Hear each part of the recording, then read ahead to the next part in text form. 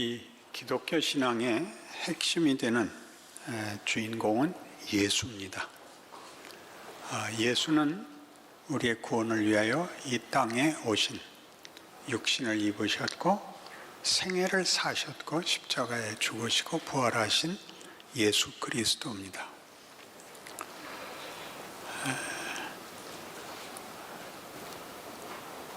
기독교가 말하는 구원이 이런 우리의 예상과 달리 복잡한, 또는 우리로서는 선뜻 납득이 되지 않는 방법을 택한 이유는 무엇일까요?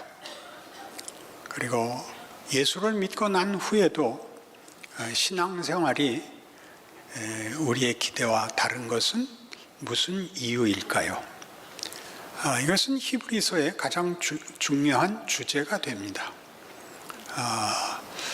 귀신을 쫓아내시고 죽은 자를 살리시며 바다를 잠잠케 하시고 죽은 자 가운데서 부활하시는 그 예수께서 그의 백성들을 왜 박해와 고난 속에 놔두시는지, 여기에 대한 답을 히브리서가 우리에게 제시하고 있습니다.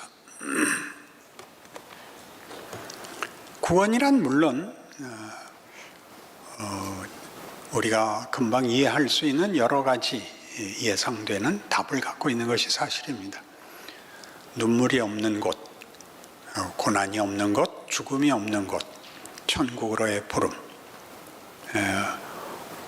우리라는 존재의 기쁨과 자랑과 감사가 되는 그런 자리로의 부름, 이런 것들이 구원입니다.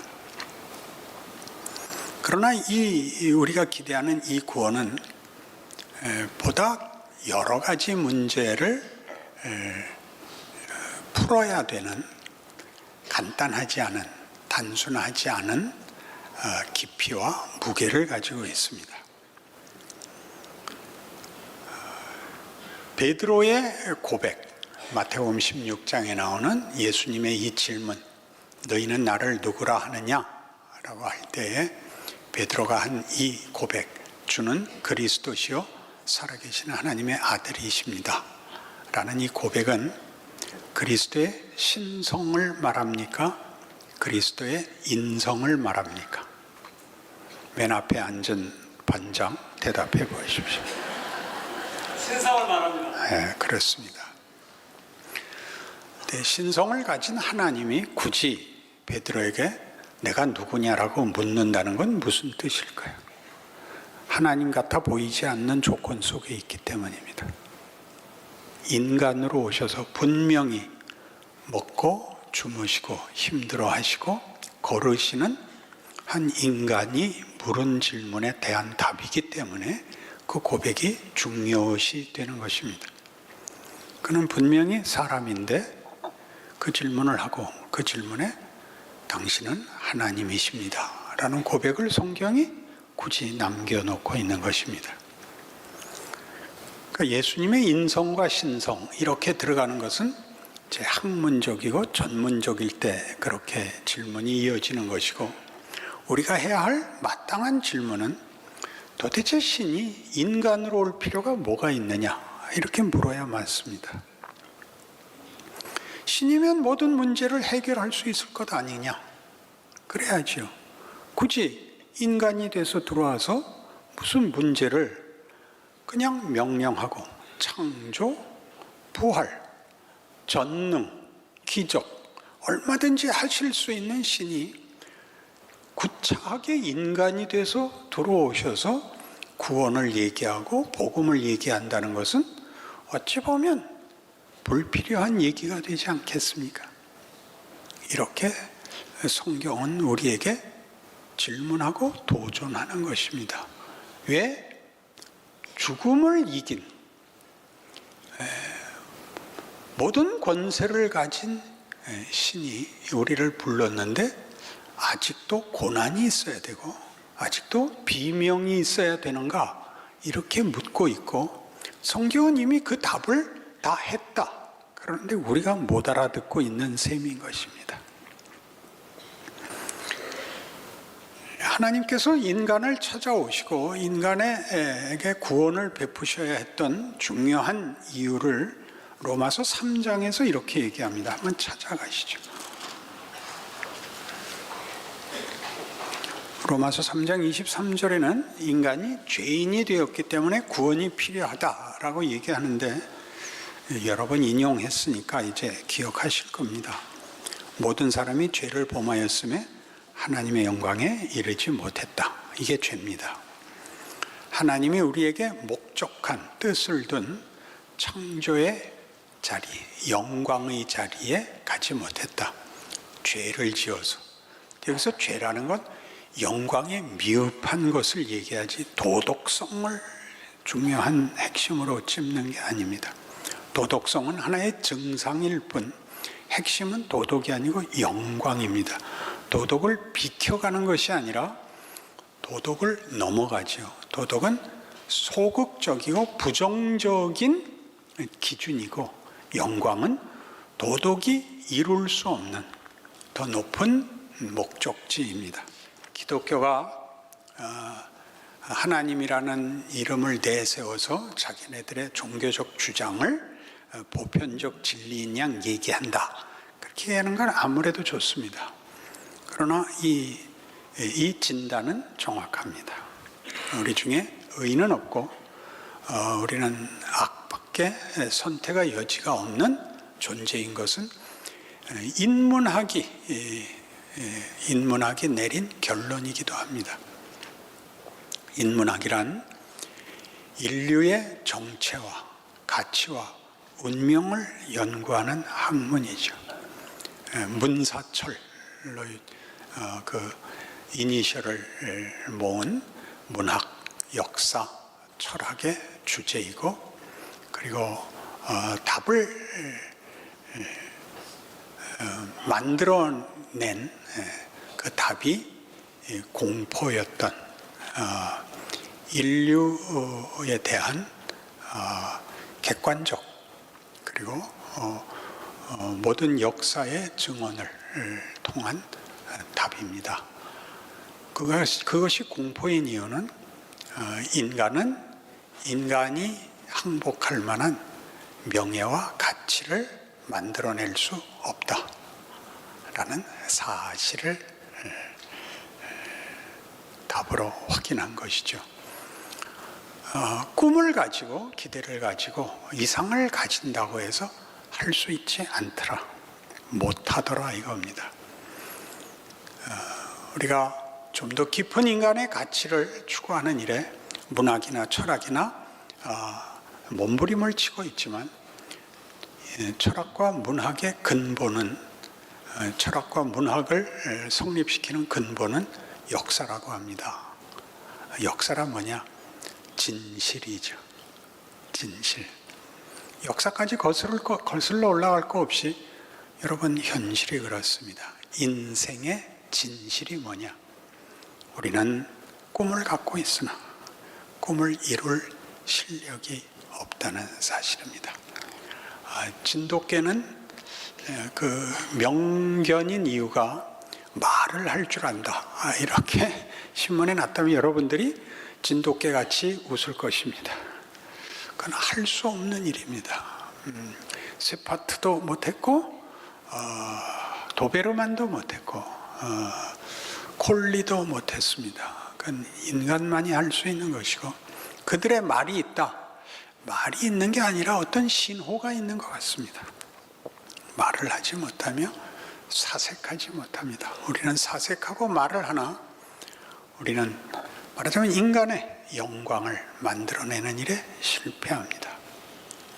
그러니까 인간이 인간의 가치와 영광을 만들어내기 위하여 인간에게 요구되는 본문, 즉 영광과 이상을 실체화해야 되는 것이 뭐냐 그러면, 이 인간이라는 존재가 그의 인생에 걸쳐서 본문을 만들어내야 됩니다.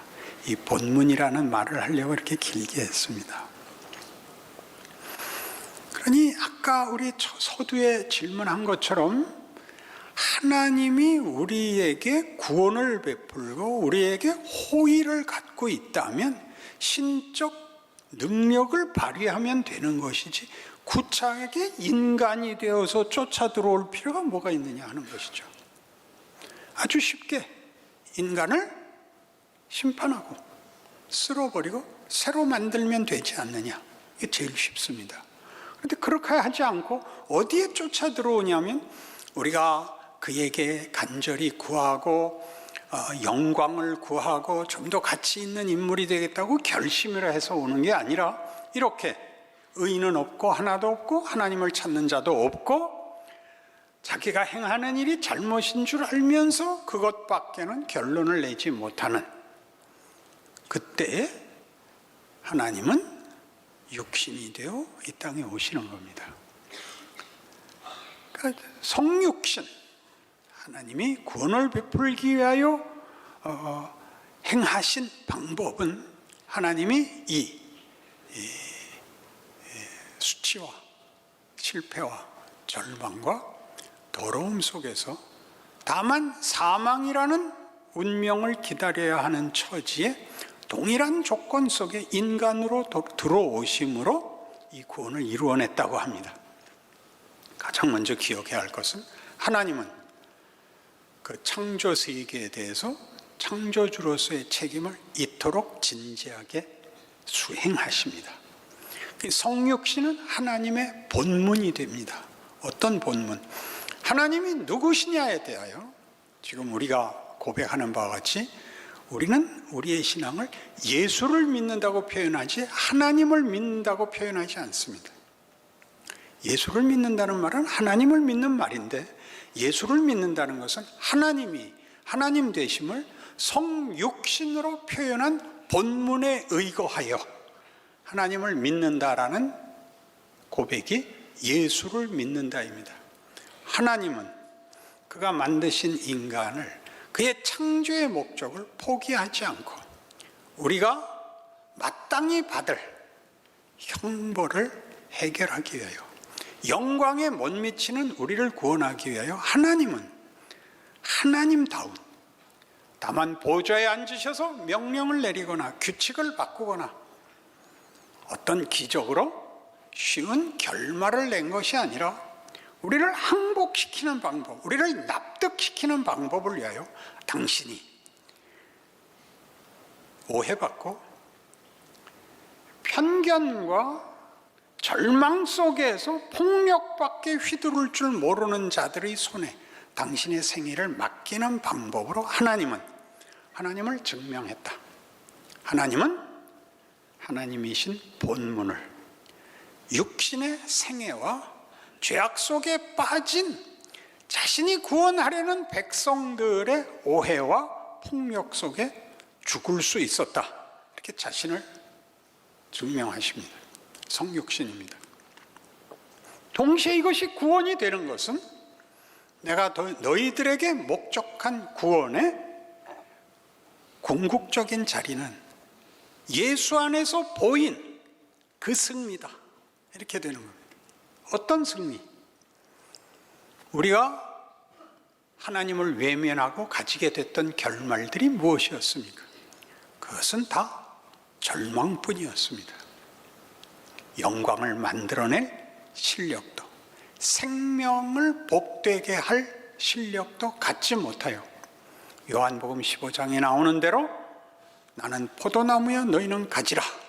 가지가 나무에서 끊기면, 떨어지면, 분리되면 말라 썩을 수밖에 없다를 겪은 것이죠.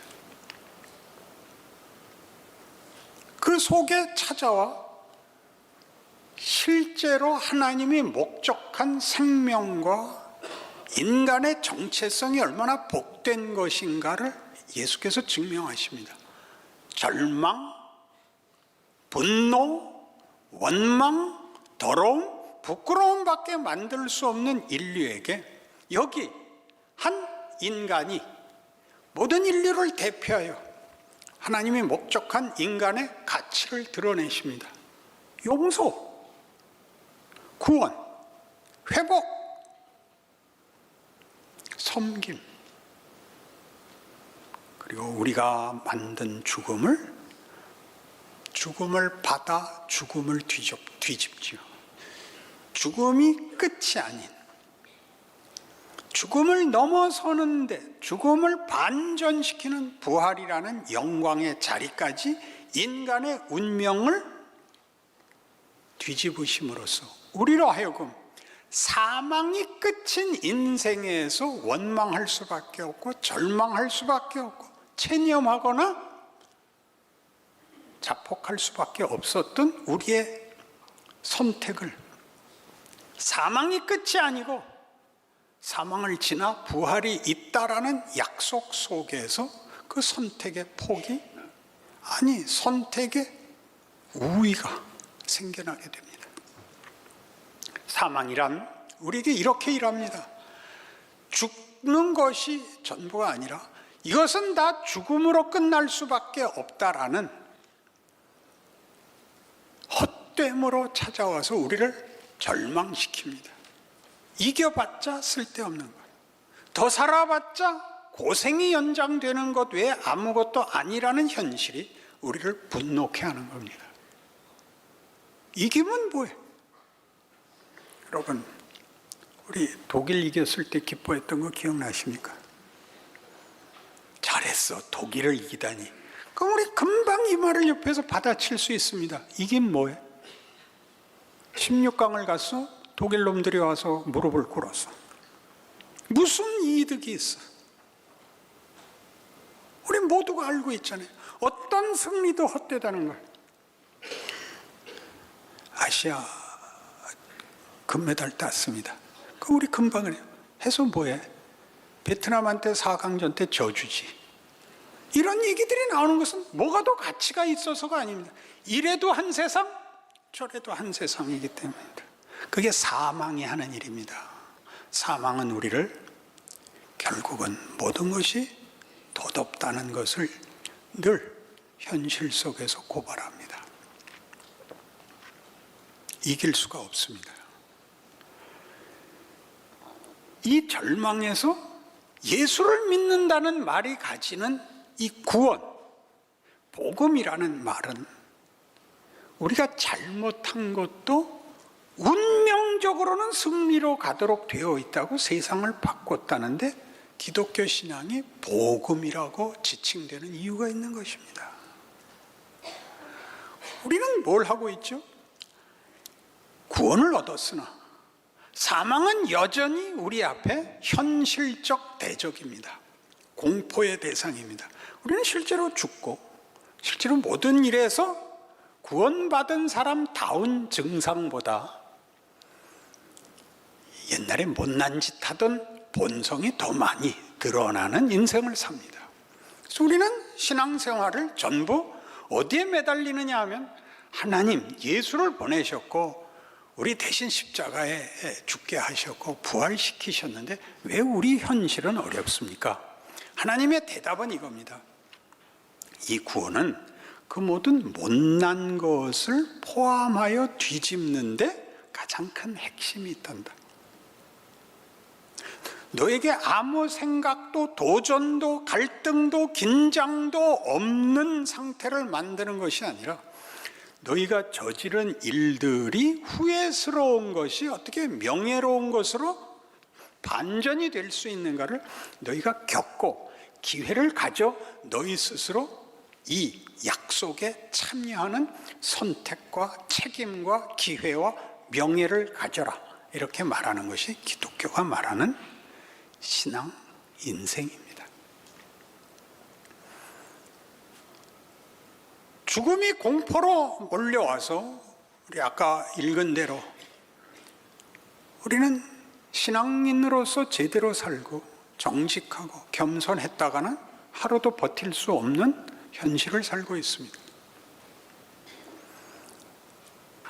우리가 신앙적으로 살면 세상이 바뀌고 사람들이 나를 다르게 대접하고 그러지 않습니다. 우리는 신앙생활을 할 것인가 말 것인가의 기로에 늘 섭니다. 여러분들이 신앙인답지 않았던 세월, 그럴 수 없었던 실패한 나날들이 일을 합니다. 왜요? 타협하고 잠시 세상이 하지 않은 대로 해본 것이 그건 결국 아무 소용이 없다는 걸 아는 자리까지 하나님이 여러분에게 허락한 선택의 기회입니다. 여러분의 실력으로 지금 예수님 같이 되리라고 생각하지 마십시오. 더더욱 재미있는 것은 예수님 같이 굴어도 십자가에 못 박는다는 사실입니다. 근데 왜 자꾸 아무 일도 일어나지 않는 상태를 원함으로써 지금 해야 되는 일, 지금 나의 실력, 지금 내가 살아내서 내가 봐야 되는 현실을 살기를 외면하십니까? 아무 일도 일어나지 않는 조건을 요구하면 결국 할 수 있는 건 자살밖에 없습니다. 불교가 원하는 거죠. 네가 죽으면 돼. 네가 죽으면 온갖 번뇌가 없어지는 거야. 이렇게 말하죠. 정직한 지적입니다. 그러나 인간의 가치는 없죠. 기독교는 살아봐, 실패해봐, 절망해봐, 그리고 그 진실을 봐. 그렇게 헛되게 끝날래? 다그쳐서 우리를 완벽한 사람을 만들자고 하지 않고 넘어지라 그럽니다. 네 진실을 보고 세상의 진실을 봐.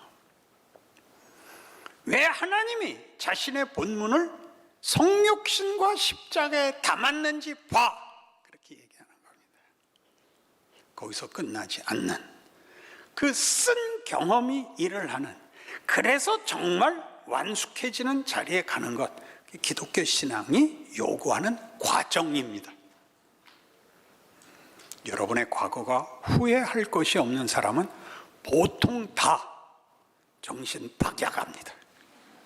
제정신으로 후회할 과거가 없는 인생은 없습니다.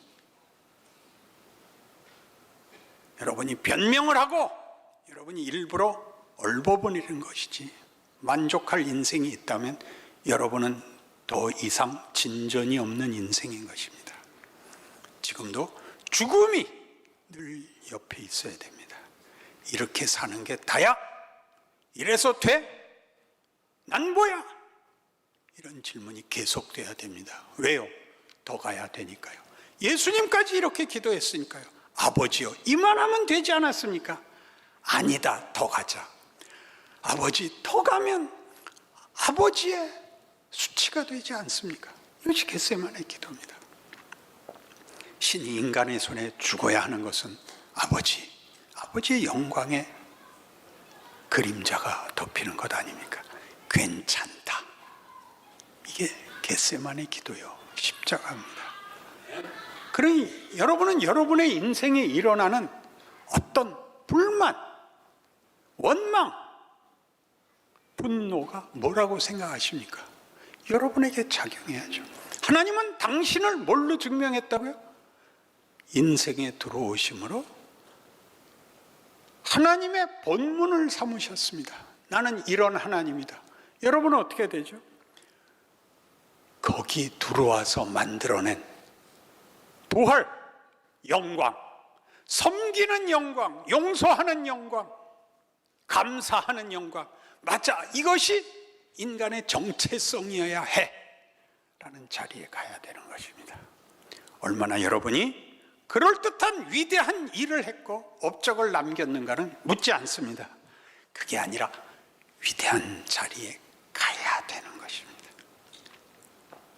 많은 눈물과 후회를 건너 이 자리, 세상은 결국 우리 보고 쓸데없어지라고 말하는 것이고, 하나님은 우리 보고 아무리 다 망쳐도 좋으니까 네가 완성이 되는 길을 가라고 얘기합니다. 탕자의 비유 아닙니까? 내 몫을 주십시오. 아버지 품을 떠나 재산 다 탕진하고 돌아오는 거죠. 뭘 알고 오죠? 아버지가 누구인가라는 거죠. 자기가 누구인가라는 거죠. 이 아버지 밑에서 아들이라는 것이 얼마나 귀한가를 알죠. 뭐라고 느꼈다고요? 아들이라는 이름을 감당할 수 없습니다. 품꾼의 하나로 보옵소서. 무슨 소리냐 임마, 넌 내 자식이다. 이것이 하나님이 우리 인생에서 하시는 일입니다. 로마서 8장 1절과 2절은 이렇게 되어 있습니다. 그러므로 그리스도 예수 안에 있는 자에게는 결코 정죄함이 없나니 이는 생명의 성령의 법이 죄와 사망의 법에서 너희를 해방하였습니다.